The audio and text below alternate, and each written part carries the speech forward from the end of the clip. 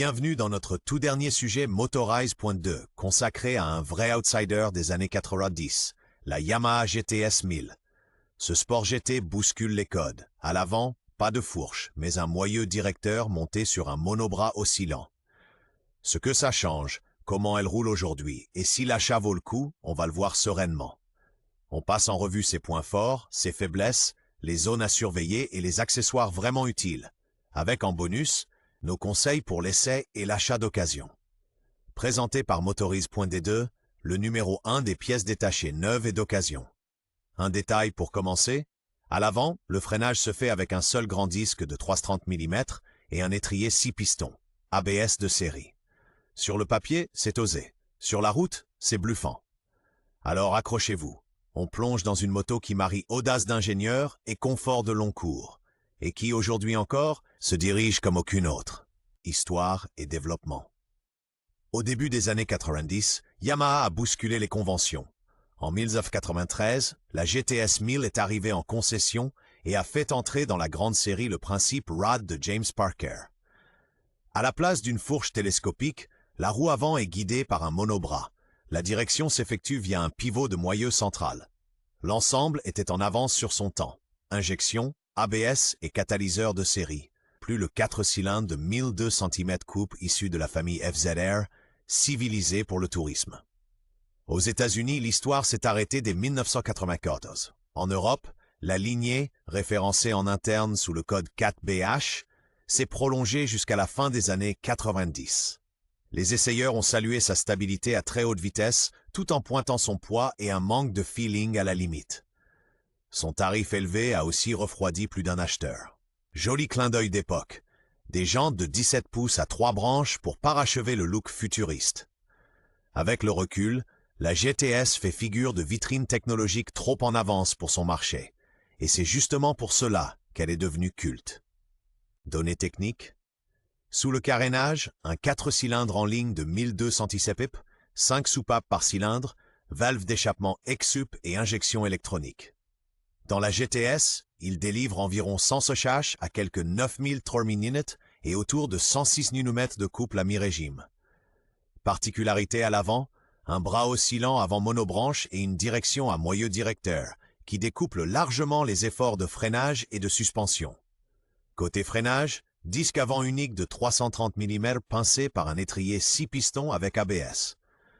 Boîte à 5 rapports, transmission finale par chaîne, roue de 17 pouces chaussée en 120-70 à l'avant et 160-60 à l'arrière, et cadre aluminium à architecture Omega complète le châssis. L'empattement tourne autour de 1,56 m, le réservoir contient 20 litres. Tous plein fait? La machiche environ 260 kg sur la balance. Un détail utile, la valve ex-sup maintient un couple bien rempli, ce qui sied parfaitement à la longue démultiplication sur autoroute. Design et ergonomie. Visuellement, la GTS 1000 ne laisse aucun doute. Beaucoup de carénage, des lignes nettes et un avant massif qui cache avec élégance le bras oscillant avant à pivot central. Son cadre en aluminium en forme d'oméga enserre le tout dans un ensemble compact, tandis que la partie basse volumineuse accueille discrètement le catalyseur.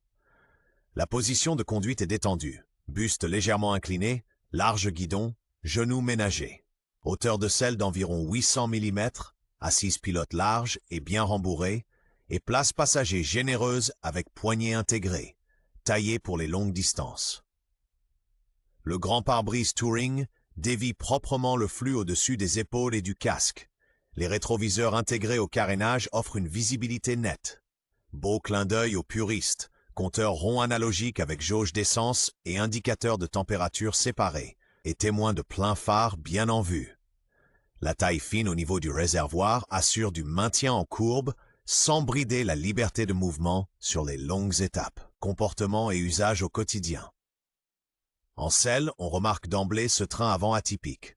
Au freinage, l'avant plonge à peine, la trajectoire reste imperturbable, même si une bosse se pointe en plein virage. De quoi inspirer confiance, surtout sur les routes de campagne bosselées.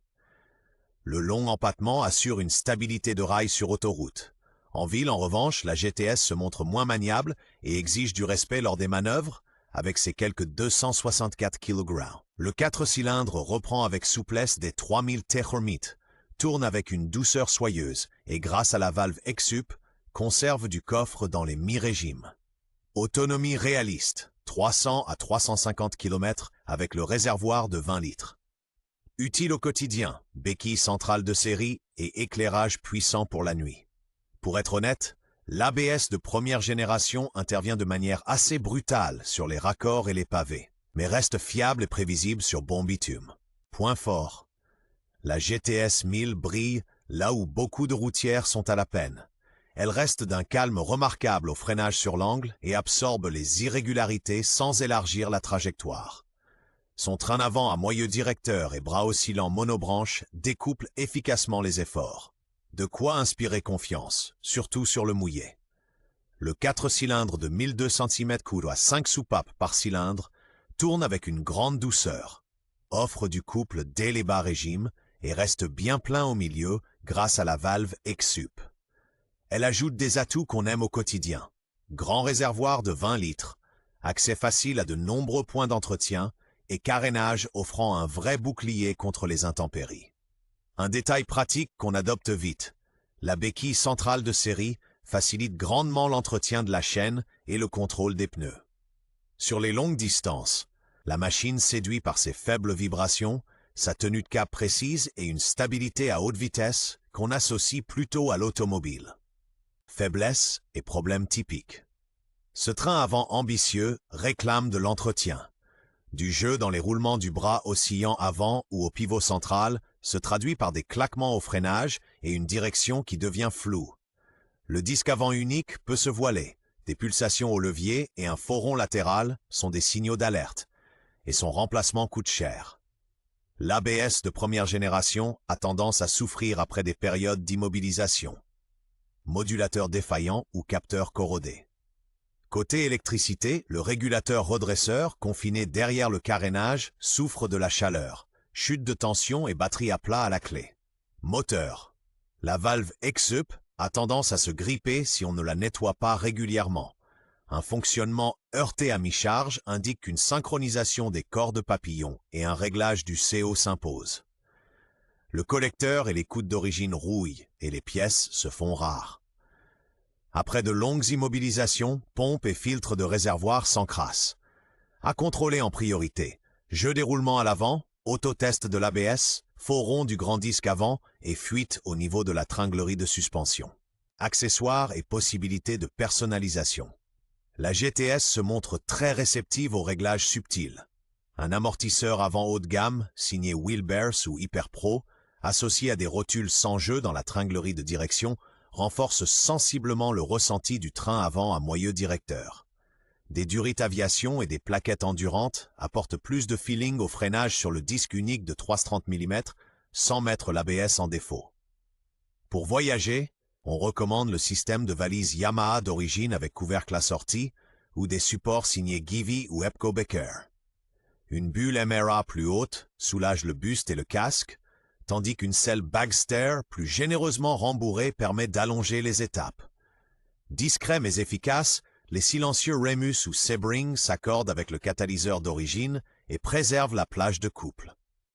Avec les années, il est judicieux d'opter pour des roulements de colonne neufs, un régulateur moderne à meilleure dissipation thermique et un éclairage à LED pour gagner en visibilité. Détail pratique.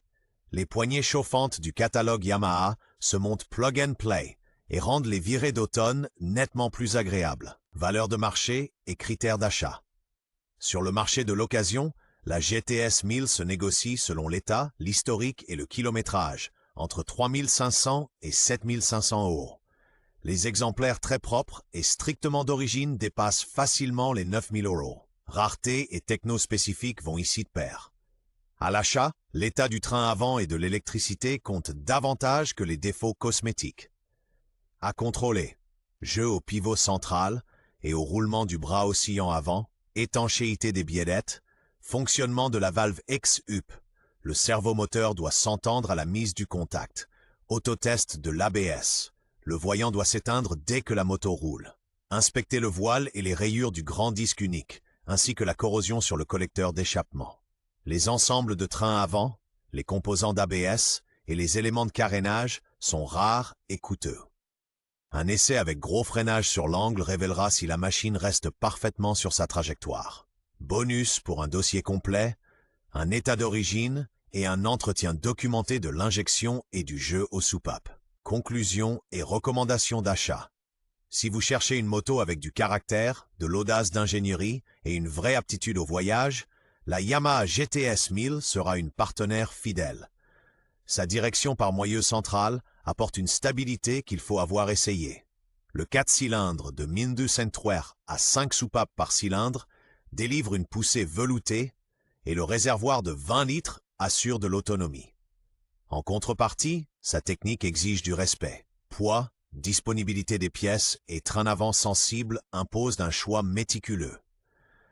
Notre conseil, optez pour un bel exemplaire, le plus d'origine possible, avec une valve Exup entretenue et documentée, un bras oscillant avant sain et un ABS pleinement fonctionnel.